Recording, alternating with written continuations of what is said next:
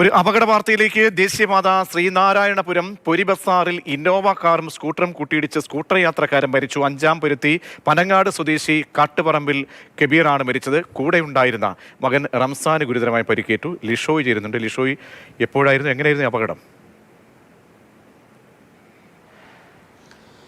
ഇന്ന് രാവിലെയായിരുന്നു അപകടം. ഈ മേഖലയിൽ ദേശീയപാതയുടെ ജോലികൾ പൂർത്തിയായിട്ടുണ്ട്. എറണാകുളത്ത് നിന്ന് വരികയായിരുന്നു ഇന്നോവ കാർ. ഒരു സ്വകാര്യ ചാനലിൻ്റെ കാറായിരുന്നു.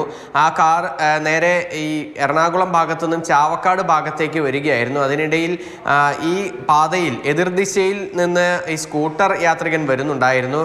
പെട്ടെന്ന് ഈ സ്കൂട്ടർ യാത്രികൻ ഈ കാറും ഈ രണ്ട് വാഹനവും തമ്മിൽ കൂട്ടിയിടിക്കുകയായിരുന്നു. ഈ ഡിവൈഡറിൻ്റെ വശത്താണ് ഈ കാർ വന്ന് ഇടിച്ചതും അതിനോടൊപ്പം തന്നെ ഈ സ്കൂട്ടർ യാത്രികന് പരിക്കേൽക്കുകയും ചെയ്തിട്ടുണ്ടായിരുന്നു. കബീറിന് ഗുരുതരമായി പരിക്കേറ്റു. പിന്നീട് മരണമടയുകയാണ് ചെയ്തത്. കൂടെ ഉണ്ടായിരുന്ന റംസാനും ഇപ്പോൾ ചികിത്സയിലാണ്. ഇരുവരെയും ഉടനടി തന്നെ അവിടെ ഉണ്ടായിരുന്നവർ ആശുപത്രിയിലേക്ക് എത്തിച്ചെങ്കിലും കബീറിന് മരണം സംഭവിക്കുകയായിരുന്നു.